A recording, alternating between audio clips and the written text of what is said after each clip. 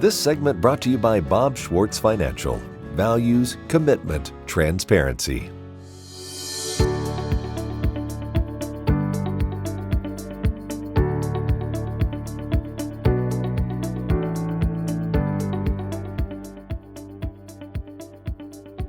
Joining me on the show today is Hannah Love. She is the co-founder of Divergent Science LLC. I was born and raised in Dodge City, Kansas. My specific field is team science, so I work with scientific teams. There's kind of two fields here. There's the science of team science, which is the science behind why a team works, or the science behind why a team fails. And then team science is when you actually put it into practice, so you're on the ground working with a scientific team. The whole reason, the impetus for the field is because scientists are faced with greater and greater global challenges. We're in the midst of one right now, a pandemic.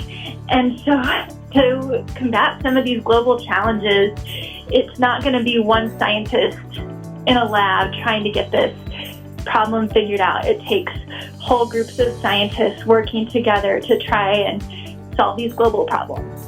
Everything I've done since I left Dodge City has had this foundation in facilitation, which is really about having dialogues between different groups.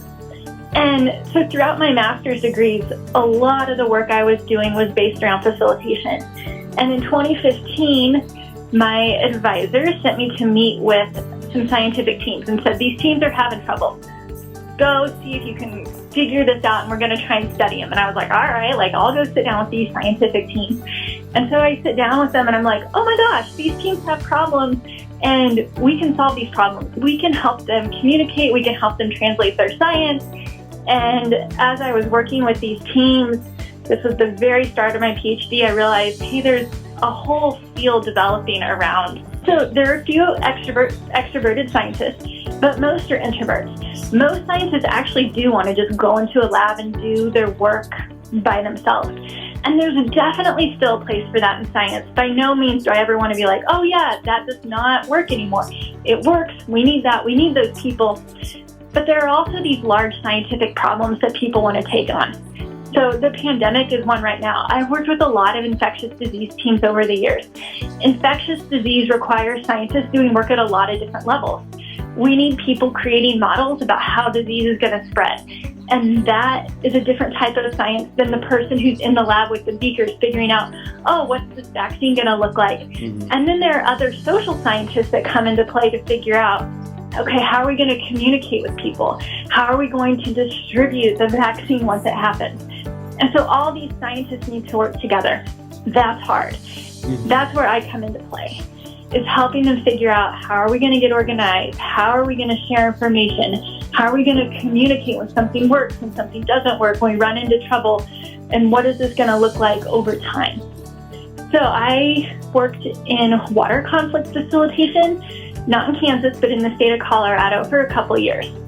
So working with farmers and ranchers, helping them figure out how we're going to communicate with cities and in terms of water sharing.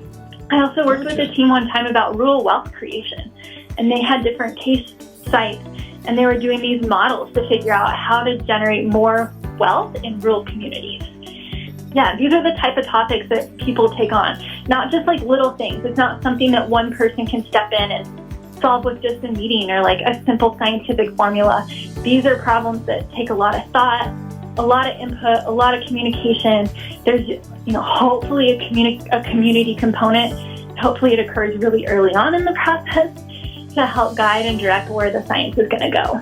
Every project that we do, every research project, we scope individually. And so we talk to each person or each team on the phone, figure out what they're worried about, what challenges they're having, what they think it would take for them to meet their goals.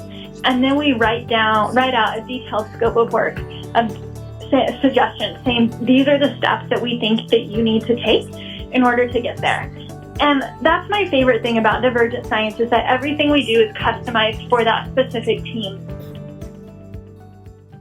I'm Bob Schwartz, and I've devoted the last 43 years to helping Kansans reach their retirement goals and to protect the family farm.